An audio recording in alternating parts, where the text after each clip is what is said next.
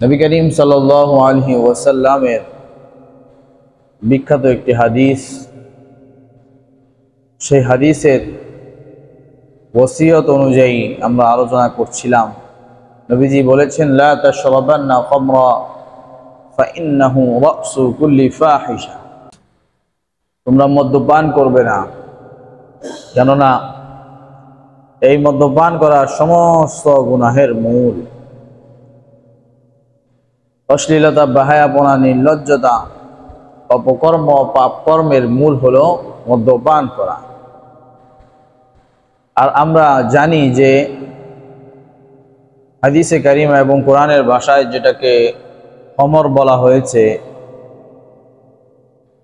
আল খমরু মা খমারাল আকল, যেই যেই জিনিস, যেই যেই বস্তু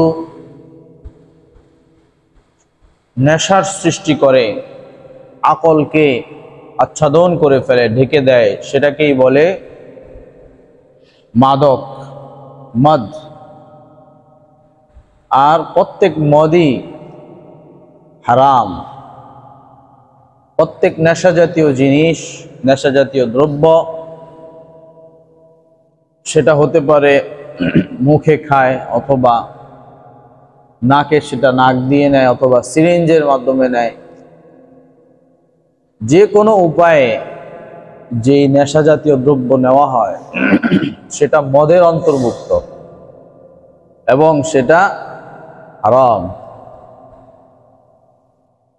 এই জন্য এই মদের অনুবাদ মাদক হলে হাদিসের দাবিটা পূরণ হয়। এজন্য আমরা যখনই এই মদের কথা আসবে, খমরের কথা আসবে, সেটার অনুবাদ আমরা করব মাদক, তাহলে সমস্ত ধরনের মাদক এর ভিতরে অন্তর্ভুক্ত হবে। তিরমিজি শরীফের 2211 নম্বর হাদিসে নবী করিম সাল্লাল্লাহু আলাইহি ওয়াসাল্লামের হাদিস, আবু হুরায়রা রাদিয়াল্লাহু তাআলা আনহু বলেন, قال رسول الله صلى الله عليه وسلم, নবীজি সাল্লাল্লাহু আলাইহি ওয়াসাল্লাম ইরশাদ করেন, وظهرت القينات وظهرت المعازيف وشربت الخمور ولعن آخر هذه الأمة أولها। এমন একটা সময় আসবে যখন গায়িকা, নায়িকা, নর্তকীর সংখ্যা বেড়ে যাবে। ওয়াযহারাতিল মাআজিফ, নিত্য নতুন বাদ্যযন্ত্রের বিস্তার লাভ করবে। ওয়াশুরিবাতিল খুমুর, মাদকের প্রবণতা বেড়ে যাবে। ওয়ালাআনা আখিরু হাযিহিল উম্মতি আউওয়ালাহা, পূর্ববর্তী মানুষদেরকে তারা বকাবাদ্য করবে, হেয় করবে, লাঞ্ছিত করবে, অপমানিত করবে। এই প্রবণতা যখন দেখা দিবে, ফালিয়ানতাযিরু আইদা যালিক, এমন পরিস্থিতি যখন চলে আসবে তখন তারা যেন অপেক্ষা করে। রিহান হামরা, তার পরিণতি হলো তীব্র তাপদা অগ্নিবায়ু, গরম উষ্ণ বায়ুর তারা যারা অপেক্ষা করে, আল্লাহ তাআলা শাস্তি স্বরূপ তাদের নিকটে প্রেরণ করবেন। ওয়াজালজালাতান, তাদের প্রতি আল্লাহ তাআলা ভূমিকম্প, ভূমিধস পেশ করবেন, প্রেরণ করবেন। ওয়াখসফান, ভয়ভীতি, অনিশ্চয়তা, মানসিক ব্যাধি তাদের ভিতরে আল্লাহ তাআলা দান করবেন। ওয়ামাসখাম, শারীরিক মানসিক বিকৃতি তাদের ভিতরে হয়ে যাবে, রুচির বিকৃতি হয়ে যাবে। ওয়াকাদফান, পাথর বৃষ্টি, শিলা বৃষ্টি তাদের উপরে বর্ষিত হবে। ওয়া আয়াতি তাতাবাউ কানিযামি বালিন কুতিআ সিলকুহু ফাতাতাবা, এভাবে আল্লাহ তাআলা একে একে তাদেরকে বিভিন্ন ভাবে শাস্তি দিবেন। একটির পর একটি শাস্তি আসমান থেকে নাজিল হতে থাকবে। যেমনই ভাবে পুতির দানা ছিঁড়ে গেলে একটি একটি দানা টপ টপ করে পড়তে থাকে, তেমনি ভাবে তাদের উপরে একটার পর একটা শাস্তি নাজিল হতে থাকবে। একটার পর একটা শাস্তি তাদের উপরে নাজিল হতে থাকবে যখন তাদের ভিতরে এই উল্লিখিত প্রবণতাগুলো দেখা দিবে। তার মাঝে অন্যতম হলো ওয়াশুরিবাতিল খুমুর, মদ্যপান করা অর্থাৎ মাদকের প্রবণতা যখন দেখা দিবে তখন তাদের ভিতরে এই শাস্তি চলে আসবে। বুখারী শরীফের হাদিসে নবী করিম সাল্লাল্লাহু আলাইহি ওয়াসাল্লাম বলেন, ইন্না মিন আশরাতিস সাআহ আন ইউরফা'আল ইলমু ওয়া ইয়াসমুতাল জাহলু ওয়া ইউশরাবাল খামরু। কিয়ামতের যতগুলো শর্ত রয়েছে তার মাঝে বড় বড় শর্ত হলো, যেই কর্মগুলো হলে যা হলে কিয়ামত সংঘটিত হবে তার এক নম্বর হলো আন ইউরফা'আল ইলমু, জ্ঞান, ইলম উঠে যাবে, দ্বীনি জ্ঞান, কোরআনের জ্ঞান উঠে যাবে। ওয়া ইয়াসবুতাল জাহলু, অজ্ঞতা ছড়িয়ে পড়বে, ব্যাপক হয়ে যাবে। ওয়া ইউশরাবাল খামরু, মাদকের প্রবণতা মানুষের মাঝে ছড়িয়ে যাবে, মানুষ মাদককে গ্রহণ করবে।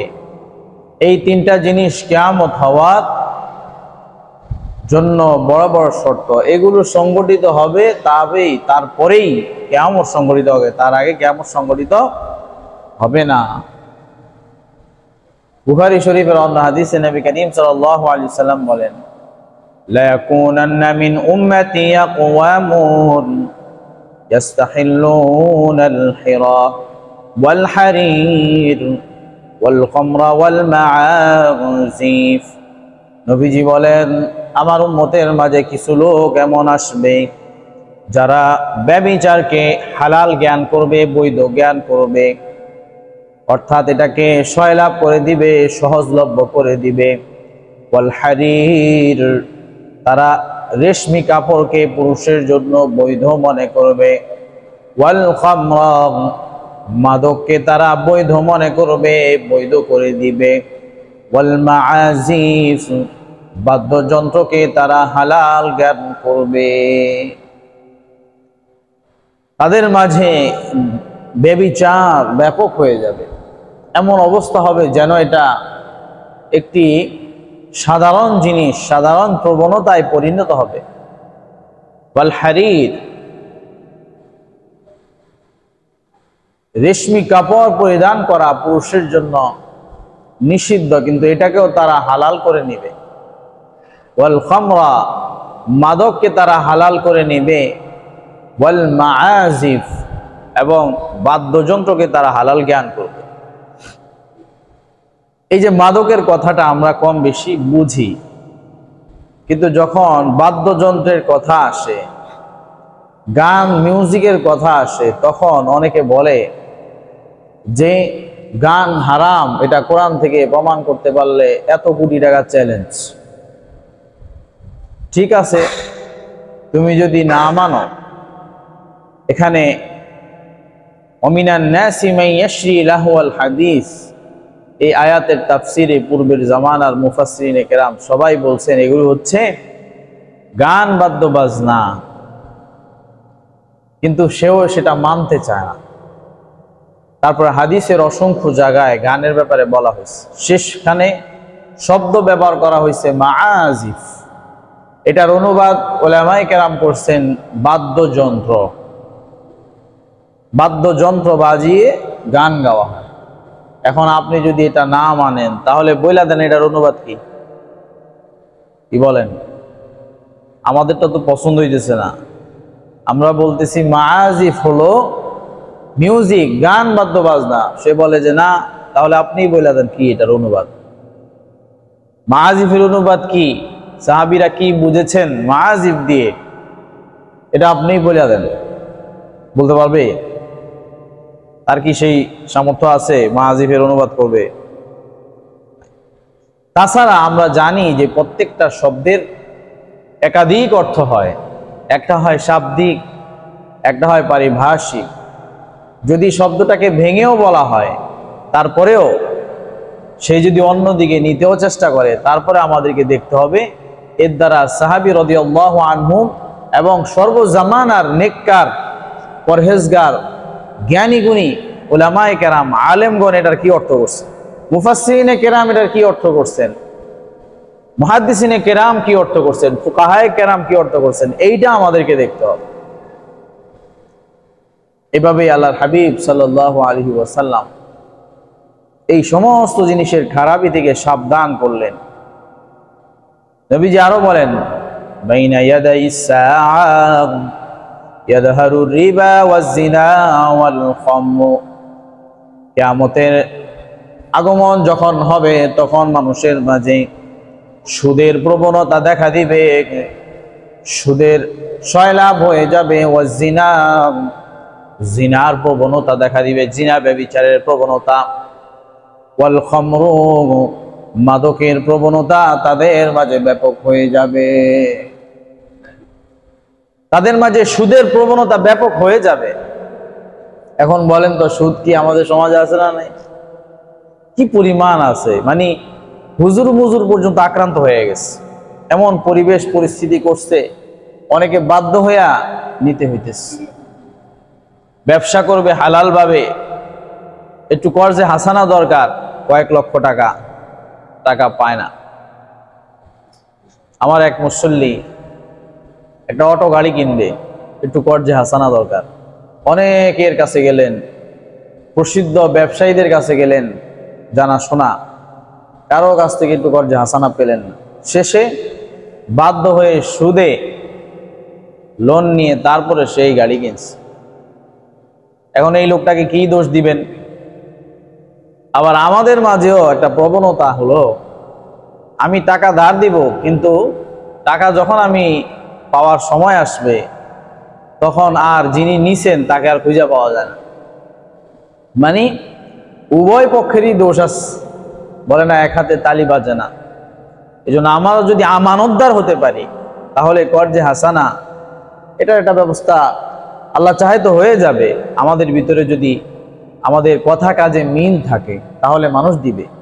আমি বলছি যে আপনাকে 1 মাসের ভিতরে টাকাটা দিয়ে দিব বা 5 মাসের ভিতরে টাকাটা দিয়ে দিব, যদি এই কথা রাখার প্রবণতা আমাদের ভিতরে থাকে তখন সহসায় মানুষ আমাদেরকে কি করবে? কর্জে হাসানা দিবে। আর আমরা এই ওয়াদাগুলো বরখেলাফ করার কারণে মানুষ আমাদের প্রতি ভরসা পায় না, আমাদেরকে কর্জে হাসানা দিতে চায় না। আর এই জন্য মাঝখান দিয়া সুদ এই সুযোগটা নিয়ে আমাদের ভিতরে ব্যাপকভাবে ছড়িয়ে গেছে, ব্যাপক পরিমাণে ছড়িয়ে গেছে। আল্লাহ তাআলা আমাদেরকে এই সুদের মতো জিনিস, যেটার ব্যাপারে বলা হয়েছে আল্লাহ তাআলার সাথে যুদ্ধ করা, এটা থেকে আমাদের সমাজকে উদ্ধার করেন, আমাদের জাতিকে আল্লাহ তাআলা যেন উদ্ধার করেন। জিনা, ব্যভিচার এটা ব্যাপক হয়ে যাবে কিয়ামতের আগে। আমরা তো জানি, খবর পড়ি, পেপার পত্রিকা দেখি। আর স্কুল কলেজের মেয়েদের, ছেলে মেয়েদের মাঝে অবৈধ একটা সম্পর্ক, যেটা নাম দিয়েছে প্রেম ভালোবাসা, এটা যে আসলে প্রকৃত অর্থে জিনা, জিনাহের কর্মকাণ্ড, এটা আমরা চিহ্নিত করি না। অনেক গার্জিয়ান এমনও আছে যে এটাকে বলে এই পয়সা পোলাপান এমন করেই, কিন্তু যখন বড় সড়ো কোনো দুর্ঘটনা ঘটে যায় তখন তারা অনেক বেশি সাবধান হওয়ার চেষ্টা করে। এই জিনিসগুলোকে প্রশ্রয় আশ্রয় দেওয়া যাবে না। এগুলো জঘন্য কাজ, অনেক বড় অন্যায় পাপ কর্মের কাজ। জিনার ব্যাপারে বলা হয়েছে যে মানুষ একে অপরের প্রতি আকৃষ্ট হয়ে যে সুমিষ্ট ভাষায় কথা বলে, এর দ্বারাও জিনার গুনাহ হয়। কাম ভাব নিয়ে দৃষ্টিপাত করে, এর দ্বারাও জিনার গুনাহ হয়। তাহলে এই যে আমাদের সন্তানেরা প্রেম ভালোবাসার নামে যে সম্পর্কে জড়িয়ে কথাবার্তা বলতেছে, দেখা সাক্ষাৎ করতেছে, এর দ্বারা কি হয়? জিনার গুনাহ হয়। আর এটা কার উপরে আসে? বাবা মার উপরে আসে। বাবা মার উচিত হলো সচেষ্ট হওয়া, সন্তানকে ছোটকাল থেকেই সঠিক গাইডেন্স দেওয়া, গাইড করা, তাকে ভালো মন্দ বোঝানো এবং যৌন জীবনের পার্টগুলো তাকে খুব কৌশলে বুঝিয়ে দেওয়া যে দুনিয়ার ভিতরে সব কিছুর ভালো মন্দ আছে, ব্যবহার আছে। ঠিক তেমনইভাবে মানুষের জীবনে একটা সময় আসে যেটাকে যৌবনকাল বলে, ওই যৌবনকালটাকেও ভালো মন্দ পথে ব্যবহার করা আমাদের জন্য অত্যন্ত গুরুত্বপূর্ণ। লজ্জা ভেঙে খুব কৌশলে হিকমতের সাথে তাদেরকে এই জিনিসগুলো শিখিয়ে দেওয়া আমাদের জন্য জরুরি। কারণ আমি যদি না শিখিয়ে দেই তাহলে সে হয়তোবা বেপথে চলে যাবে, অপকর্মে লিপ্ত হয়ে যাবে। সে হালাল হারাম জানবে না, জ্ঞান নাই, শিখতে পারবে না। এই জন্য এই ব্যাপারে আমরা খুব সচেষ্ট হব। আর তাদেরকে আমরা একটা নির্দিষ্ট বয়সে বিবাহর ব্যাপারে সচেষ্ট হব। হাদিসে কারিমায় নবীজি বলেন, সঠিক সময়ে যদি বিবাহ না দাও আর এর দ্বারা যদি সন্তান গুনাহগার হয়, তবে এর দায়ভার অবশ্যই অবশ্যই পিতামাতাকে নিতে হবে। এই ব্যাপারে সচেষ্ট থাকে। আমাদের একটা কালচারাল সমস্যা হলো, এই উপমহাদেশে বিবাহ করা আর সংসার করা দুইটাকে আমরা এমনভাবে একটার সাথে একটা লাগাই দিছি, এই দুইটারে আর আলাদা করা যায় না। অথচ আপনি নবীজির জিন্দিগি দেখেন, আম্মাজানকে যখন বিবাহ করেছিলেন তখন কি সংসার করছিলেন বলেন তো? আম্মাজান আয়েশা রাদিয়াল্লাহু আনহাকে যখন বিবাহ করছে সংসার করছিলেন? সংসার করেন না, সংসার করছেন আর অনেক পরে, অনেক পরে। সুতরাং সংসার করা আর বিবাহ করা দুইটা ভিন্ন ভিন্ন জিনিস। এই যে প্রবণতাটা, এই জিনিসটা যদি আমাদের ভিতরে পরিষ্কার হয়, তাহলেও দেখা যায় অনেকাংশে বিবাহটা সহজলভ্য হয়। বিবাহ কঠিন করে দিবে তো মানুষ অবৈধ পন্থায় যাবে, এটাই স্বাভাবিক। যখন একটা মানুষকে খাবারের ব্যাপারে রেস্ট্রিকশন দেওয়া হয়, কোনো খাইতেই দিবে না তাকে, এক পর্যায়ে সে হারাম খেতে বাধ্য হবে। কি বলেন? হারাম খেতে বাধ্য হবে না? হারাম খেতে বাধ্য হবে। ঠিক তেমনই ভাবে মানুষের যৌবিক যে চাহিদা, এটা যদি হালাল পন্থায় পুরা না হয়, তাহলে হারামের দিকে সে ধাবিত হবে। আল্লাহ তাআলা আমাদেরকে সহ, আমাদের সন্তানাদি, আমাদের জাতি সবাইকে সমস্ত ধরনের অশ্লীলতা বেহায়াপনা থেকে হেফাজত করে। তারপরে নবীজি বলেন, ওয়াল খামরু, মাদক ব্যাপক হয়ে যাবে। দেখেন আমাদের সমাজে কত নামে বেনামে, কত ফর্মে মাদক পাওয়া যায়, তাই না? বিভিন্নভাবে মাদক মানুষ গ্রহণ করে। এমনও শুনেছি যে মাদকের আরেকটা চূড়ান্ত একটা রূপ আছে, সেটা হলো এক বিশেষ ধরনের সাপ পাওয়া যায়। ওই সাপে নাকি কামড় দিলে তার ভিতরে মাদকের যে আনন্দ, এটা চলে আসে। অনেক দামি নাকি এই জিনিসটা। তাই দেখেন, সাপের কামড় দিয়েও কি করে, সে মাদকের স্বাদ আস্বাদন করে। এখন বলবে, হুজুর এটা তো মদ না। কিন্তু হাদিসের ভাষা হলো কুল্লু মুস্কিরিন খামরুন ওয়া কুল্লু মুস্কিরিন হারাম। প্রত্যেক নেশা জাতীয় দ্রব্যই হইল মদের অন্তর্ভুক্ত, আর এইভাবেই প্রত্যেক মদই হারাম। অর্থাৎ আপনি যেভাবেই নেন, ইনজেক্টেড করে নেন, সাপের বিষটা যদি নেয় সেটাও তো এক ধরনের ইনজেকশন, ইনজেক্ট করে নিল না, যে কোনো ফর্মে থাকলে সেটা হারাম হবে।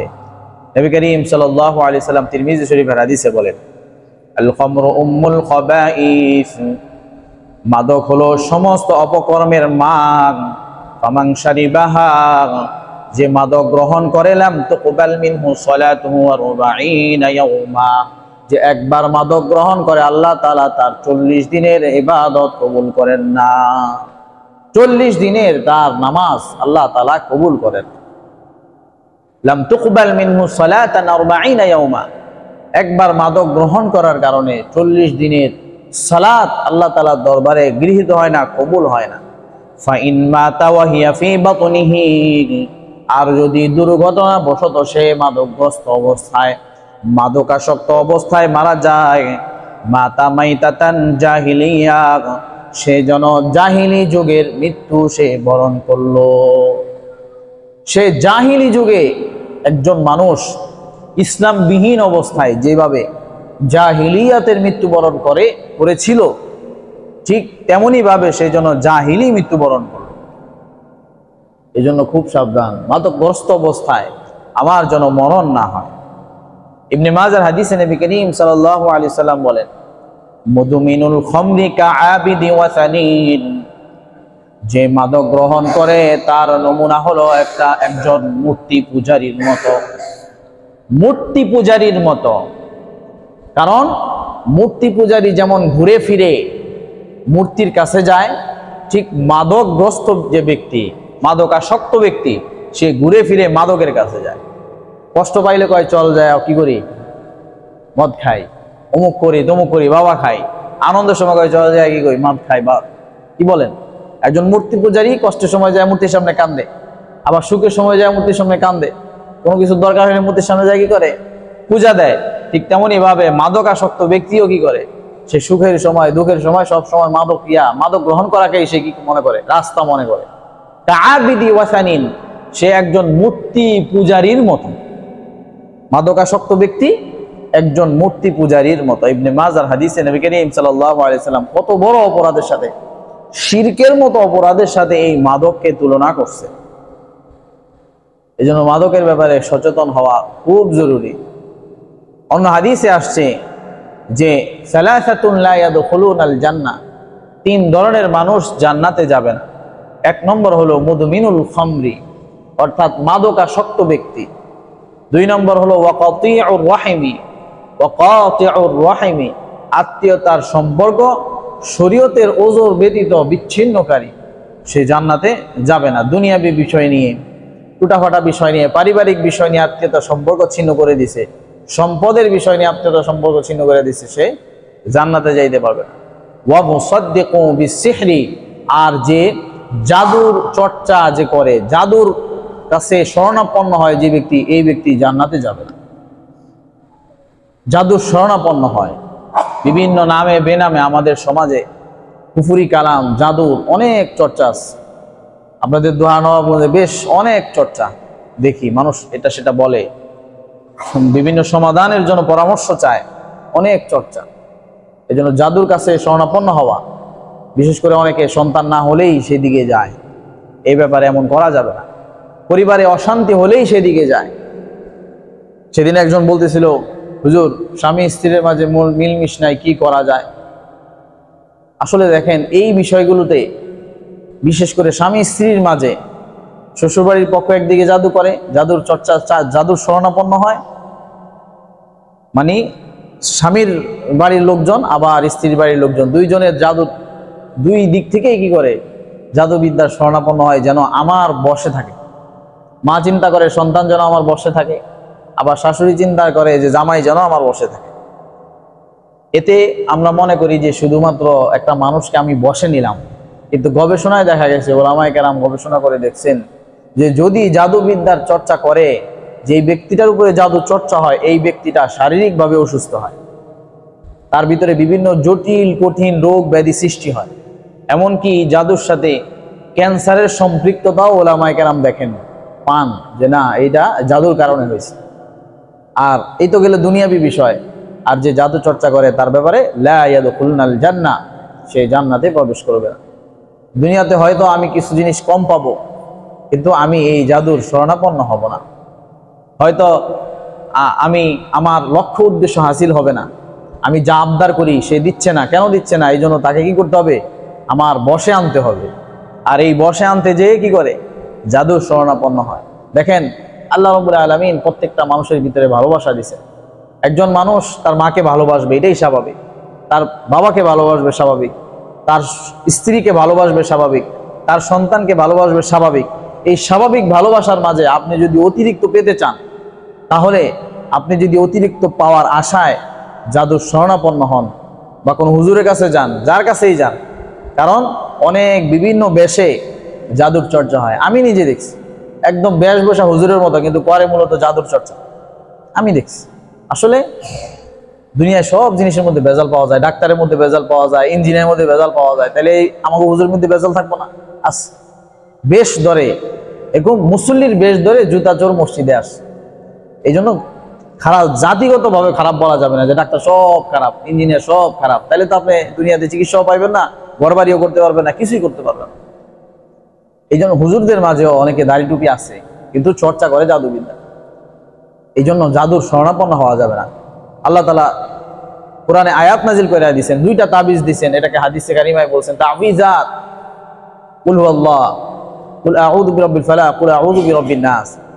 এই সূরাগুলো আল্লাহ তাআলা নাজিলই করছেন এই সমস্ত জাদু, জিন জাদু, এই সমস্ত আসর তাসিরগুলো নষ্ট করার জন্য। অথচ আমি যদি বলি যে আপনারা হাত তোলেন, আজকে সকালে কে এই 2টা সূরা পড়ছেন, কয়টা শরীরে ফু দিছেন, কয়জনের হাত উঠবে? বা আপনি কে দেন এরকম ভাবে প্রতিদিন, হাত উঠবে না। কিন্তু কিছু হইলেই হুজুর পড়া পানি দেন। রোগটা দীর্ঘদিনে বসবাস করতে করতে রোগটা যখন গাঢ় হয়ে যায়, তখন রোগটা প্রকাশ পায়, তারপরে আইসা একবারে পড়া পানিতে ভালো হয়ে যাইতে চায়। আমি নিজে সচেষ্ট হই, নবীজি যেভাবে আমল করছেন, সাহাবীগণ যেভাবে আমল করছেন, সেভাবে আমরা আমল করার চেষ্টা করি। তো যাই হোক, আমাদের আলোচনার বিষয় ছিল যে মাদক, এই মাদকের ভয়াবহতা নবী করিম সাল্লাল্লাহু আলাইহি ওয়াসাল্লাম আলোচনা করছেন। মাদকের ব্যাপারে নবী করিম সাল্লাল্লাহু আলাইহি ওয়াসাল্লাম হাদিসে কারিমায় বলেন, আবু দাউদের, লাআনাল্লাহুল খামরা, আল্লাহ তাআলা মাদকের উপরে লানত দিয়েছেন। ওয়া শারিবাহা, যে সেটা পান করে তার উপরে আল্লাহ তাআলা লানত ওয়াসাকিয়াহা যে পরিবেশন করে সে তার উপরে আল্লাহ তাআলার লানত, ওয়া বাইআহা যে সেটা ক্রয় করে তার উপরে আল্লাহ তাআলার লানত, ওয়া মুবতাআহা যে বিক্রি করে তার উপরে আল্লাহ তাআলার লানত আল্লাহ বর্ষণ করেছেন, ওয়া আসিরাহা যে মদ তৈরিতে সাহায্য করে তার উপরে আল্লাহ তাআলার লানত, ওয়া মু'তাসিরাহা যে মদ প্রস্তুত করে তার উপরে আল্লাহ তাআলার লানত, ওয়া হামিলাহা মদকে যে বহন করে নিয়ে যায় তার উপরে আল্লাহ তাআলার লানত, ওয়াল মাহমুলাতা ইলাইহি যার নিকটে মদ নিয়ে যায় তার উপরেও আল্লাহ তাআলার লানত। মদ সংশ্লিষ্ট, মাদক সংশ্লিষ্ট যতগুলো ব্যক্তি আছে এই সমস্ত ব্যক্তির উপরে আল্লাহ তাআলা লানত নাজিল করেন, এটা আল্লাহর হাবিব সাল্লাল্লাহু আলাইহি ওয়াসাল্লাম জানাইছেন। একটা মাদকের সাথে কতগুলো মানুষ সংশ্লিষ্ট হতে পারে, যে খায় সে, যে গ্রহণ করে সে, আরেকজনে দিতেছে সে, একজনে বানাইতেছে সে, আবার বানানোর ক্ষেত্রে আরেকজন সাহায্য করতেছে সে, যত ধরনের মানুষ আছে, যত তবকায় শ্রেণীতে মানুষ আছে, একটা প্রোডাক্ট তৈরি হওয়া থেকে শুরু করে একদম ক্রেতা পর্যন্ত, ভোক্তা পর্যন্ত পৌঁছার জন্য যতগুলো ধাপ আছে এই সমস্ত ধাপের ব্যাপারে নবীজি এখানে বলে দিচ্ছে যে মাদকের ক্ষেত্রে যে এমনটা করবে, সংশ্লিষ্টতা যার তৈরি হবে তার উপরে আল্লাহ তাআলার লানত বর্ষিত হবে, আল্লাহ তাআলার লানত তার উপরে, আল্লাহ তাআলার অভিশাপ, আল্লাহ তাআলার গজব তার উপরে নাজিল। চিন্তা করেন কিভাবে নবীজি সাবধান করছেন, কত সাবধান করছেন। নবী করিম সাল্লাল্লাহু আলাইহি সাল্লামের কাছে আয়েশা জিজ্ঞেস করলেন, ইয়া রাসূলুল্লাহ, আমাদের দেশে জাইশান নামক একটা এলাকা ইয়ামানের, উনি আয়েশা বলতেছেন আমাদের দেশে মানুষ এক ধরনের মাদক গ্রহণ করে যেটা মদিনার মাদকের সাথে কোনো মিল নাই। তো নবীজি জিজ্ঞেস করলেন এটা বর্ণনাটা কিরকম? তো উনি বললেন জিনিসটা এরকম এরকম। নবীজি বললেন যে আওয়া মুস্কিরুন, সেটা খেলে কি মানুষের ভিতরে নেশাগ্রস্ততা আসে? তিনি বললেন না, হ্যাঁ সেটা খাইলেও কি হয়, নেশাগ্রস্ততা আসে। তখন নবীজি আবারও হাদিস বর্ণনা করলেন যে কুল্লু মুস্কিরিন হারাম, কুল্লু মুস্কিরিন খামরুন ওয়া কুল্লু মুস্কিরিন হারাম, প্রত্যেক নেশা জাতীয় দ্রব্য হলো মদের অন্তর্ভুক্ত আর প্রত্যেক মদ হলো হারাম। চিন্তা করছে, যেই ফর্মেই থাকুক সেটা হারাম, নবী করিম সাল্লাল্লাহু আলাইহি ওয়াসাল্লাম জানায় দিলেন। নবীজি এই হাদিসে এই কথা বলে সাবধান করার জন্য নবীজি বললেন যে আল্লাহ তাআলা ওয়াদা করছেন মদের ব্যাপারে, ইন্না আলাল্লাহি আহদান, আল্লাহ তাআলা মদের ব্যাপারে ওয়াদা করেছেন, ইমান শারিবাল মুসকিরা, যে নেশা করবে, নেশা পানি করবে, গ্রহণ করবে, আইয়াসকিয়াহুল্লাহু মিন তিনাতিল খাবাল, আল্লাহ তাআলা তাকে তিনাতুল খাবাল পান করাবেন। সাহাবীগণ জিজ্ঞেস করলেন, ইয়া রাসূলুল্লাহ ওয়া মা তিনাতুল খাবাল, আল্লাহ তাআলা যে তিনাতুল খাবাল খাওয়াবেন, পান করাবেন সেগুলো কি জিনিস? নবীজি জবাব দিয়ে বললেন আরাকু আহলিন নার আও উসারাতু আহলিন নার, জাহান্নামীদের পুষ তাদেরকে খাওয়ানো হবে, জাহান্নামীদের পচা দুর্গন্ধযুক্ত ঘাম তাদেরকে খাওয়ানো হবে। তাদেরকে হাসরের ময়দানে, কিয়ামতের দিনে, মৃত্যুর পরে তাদেরকে জাহান্নামীদের পুজ, জাহান্নামীদের ঘাম এগুলো তাদেরকে পান করানো। যারা মাদকাসক্ত, মাদক গ্রহণ করবে তাদেরকে এভাবে করবে। মাদক যখন মানুষ গ্রহণ করে তখন হাদিসে কারিমার ভাষায় নবীজি বলেন লা ইয়াশরাবুল খামরা হিনা ইয়াশরাবুহা ওয়া হুয়া মুমিন, যখন কেউ মাদক গ্রহণ করে তখন সে ঈমানদার থাকে না, তার ঈমান তার শরীর থেকে বের হয়ে যায়। এখন ইবনে আব্বাস রাদিয়াল্লাহু তাআলা আনহুকে জিজ্ঞেস করা হলো, সবাই তো আর নবী করিম সাল্লাল্লাহু আলাইহি ওয়াসাল্লামকে জিজ্ঞেস করতে পারতেন না, অথবা নবীজি ইন্তেকালের পরে অনেক জিনিস অনেকে শিখতেছিল তখনও বুঝতে পারেন নাই, তো জিজ্ঞেস করছে যে কাইফা ইউনজাউল ঈমানু মিনহু, এই যে নবীজি বললেন যে মাদক গ্রহণ করে তার কাছ থেকে ঈমান এভাবে খুলে আলাদা হয়ে যায়, এটা কিভাবে হয়? তখন উনি বললেন আকাযা ওয়া শাব্বাকা বাইনা আসাবিহি সুম্মা খাজাহা, একজন মানুষের সাথে ঈমান এভাবে যুক্ত থাকে, যখন সে মাদক গ্রহণ করে তখন এটা এভাবে বের হয়ে যায়, আলাদা হয়ে যায়, ঈমান এভাবে আলাদা হয়ে যায়, দুদিকে চলে যায়। ফাইন তাবাআদা ইলাইহি হাকাযা ওয়া শাব্বাকা বাইনা আসাবিহি, আর যদি সে তওবা করে মাদককে ছেড়ে দেয় তবে আবার ঈমান তার সাথে এভাবে যুক্ত হয়ে যায়, আবার ঈমান তার সাথে এভাবে যুক্ত হয়ে যায়, অন্যথায় ঈমান তার থেকে দূরে সরে যায়, আলাদা হয়ে যায়, বিচ্ছিন্ন হয়ে যায়। আবার অন্য হাদিসে নবী করিম সাল্লাল্লাহু আলাইহি সাল্লাম যখন বললেন যে নাযাআল্লাহু মিনহুল ঈমান, তার কাছ থেকে ঈমান আলাদা হয়ে যায়, তখন কামা ইয়াখলাউল ইনসানুল কামিসা মিন রাসিহি, নবীজি বলে দিলেন যে যেভাবে মানুষ তার শরীরের জামাটা মাথার দিক থেকে খুলে ফেলে, ঠিক তেমনি ভাবে ঈমান তার শরীর থেকে এইভাবে মাথার দিকে উঠে বাইর হয়ে যায়। জামা কাপড় সাধারণত আমরা কি করি, মাথার দিকে খুলি না, পাঞ্জাবি।